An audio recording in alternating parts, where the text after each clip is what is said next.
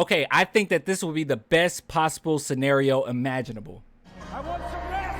Are we having fun yet? As you guys know, I'm very excited about this draft. I'm very excited about draft night when we go live. It's just going to be amazing. But with that being said, I wanted to talk about who I think the San Antonio Spurs should go after. Now, I've looked through every single one of these players. I promised you guys that I was going to have a video of all of these players.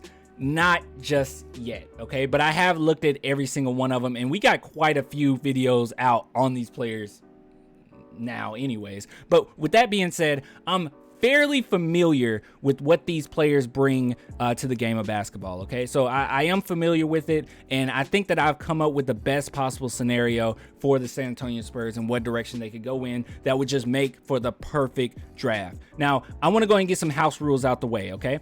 First and foremost, a lot of people talking about trading the 20th and 25th. While I don't disagree with that, okay, I think that would be a great thing to do. At the same time, I want to go ahead and add on that, well, that's really dependent on other teams. So I don't want to necessarily say who the Spurs should get at 13th and 15th, for instance, when we don't even have those picks yet. So I don't know. They could do it, but at the same time, the Spurs have tried to trade up previously, and it just has not worked out. Another thing I want to go ahead and get out the bag, okay? My ideology behind this entire draft, I think the Spurs should go after IQ. I think IQ should be at the top of your mind, okay? IQ players, high IQ, and I think that would be a good way for you to assure that you may not have any bust, okay? At the very least, you're going to have a very good role player at the end of the day. So you're going to have a player that understands the game of basketball and fits straight in with the San Antonio Spurs. But I will go against that rule in one instance, okay? I will compromise on this. If it's the 9th overall pick and there's a player with lesser IQ but more talent, I'm going to pick the talent in the lottery. I don't think you ever do that in the lottery. You need to just go after the best player available at that 9th. But this player I'm going to bring up, I think he will be the best player available if he's available. So let's go ahead and go into it. So with the 9th overall pick, I think the Spurs should go for Dyson Daniels. So as you guys know, I've become more and more accustomed of his game, and I'm getting more and more excited about him. And we all know that he wants to play for the San Antonio Spurs. One thing that made me just gush, okay? One thing that made me blush is when he actually decided to do his workouts, his combine workouts alone. And that takes a lot of guts, especially in his situation, because what he was known for was a guy that might be kind of inconsistent when it comes to shooting. But he did his workout alone, and most guys do it in groups. And when you do it alone, that's a lot of pressure, but that showed a lot of toughness from this kid, dude. And it just made me really excited for him. But the main thing, like I said, with the ideology behind this is he has very high IQ. He's a very high IQ player. This draft in particular, this mock draft in particular, has him going 14. I don't think that'll be the case, but we'll just wait and see. A lot of people are kind of excited about him, but yes, Dyson Daniels, that will be my 9th. Now, we're getting into the 20th, okay? With the 20th overall pick, I'm going with Beauchamp. Now, we already know that there's a lot of two-ways, or at least a good, healthy amount of two-ways in this draft. Some pretty good defenders, and Beauchamp is no slouch in that regard. He has pretty good high IQ. He has a lot of length that I really, really like, and I really like this too. He wants to play for the San Antonio Spurs. We already did a video on this a while ago, but yeah, he said, I like San Antonio, how their system is, and I just want to learn from some vets, which I found that kind of funny. Like, vets, like, what the heck is he who's the vet? DJ, I guess. I mean, it's weird calling DJ a vet at this point, but anyways, but yeah, he is a vet, but that's just, I don't know, that's strange. Usually when you hear vet, you hear like 30 plus. I don't know, that's besides the point. Okay, maybe learning from Pop. But yeah, so he does want to play for the San Antonio Spurs. I think he would fit in perfect, and he's one of those guys that has the length, has the instincts, and has the scoring upside that I think that he could be something special in the NBA. And, you know, him wanting to play for the Spurs, understanding that, you know, you have to be a certain type of player to fit in that mold, I'm for it. So I would take him at 20 and not look back. Now, this is one that I'm afraid of, okay? My 25th. I want Gabriele Pròcida. I really do. But at this point, I want him to go at 25th. Okay, let me get that out of the way. I want the Spurs to take him. But I'm afraid that the Spurs may have to take him at 20th. So these might be interchangeable, these two.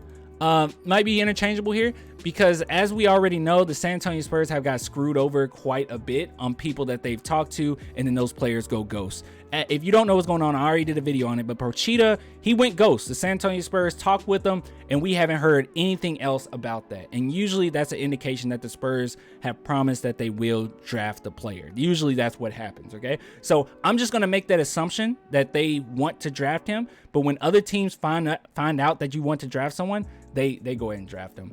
It was the same thing that happened with Kyle Kuzma. It happened with us with Batum. It happened with us even with Jordan Poole, okay?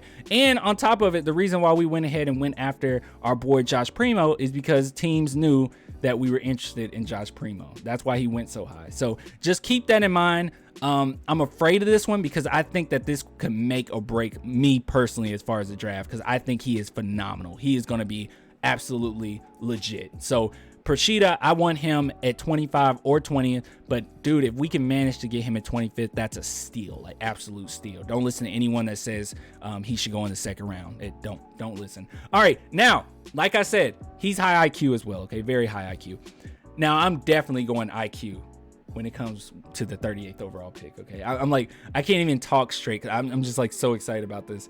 My boy, Roddy the Body. David Roddy. I definitely want the San Antonio Spurs to go after him. While some people will say, well, dude, he's only 6'6", and he has a frame like he's a big man, but he's only 6'6". I don't care. I don't care. I do not care about position in this draft. I think you need to figure that out after the draft. Right now, we need some guys who can ball. We need some guys that has a lot of talent, and I want some guys with some high IQ, and he will be NBA ready pretty quickly. So I really like Roddy the Body. I think that he has a really nice frame. He's going to have to lose a few pounds, but he has a really nice frame, really nice handles. And he could definitely become like almost a Draymond Green type player. So all I'm saying is look into him.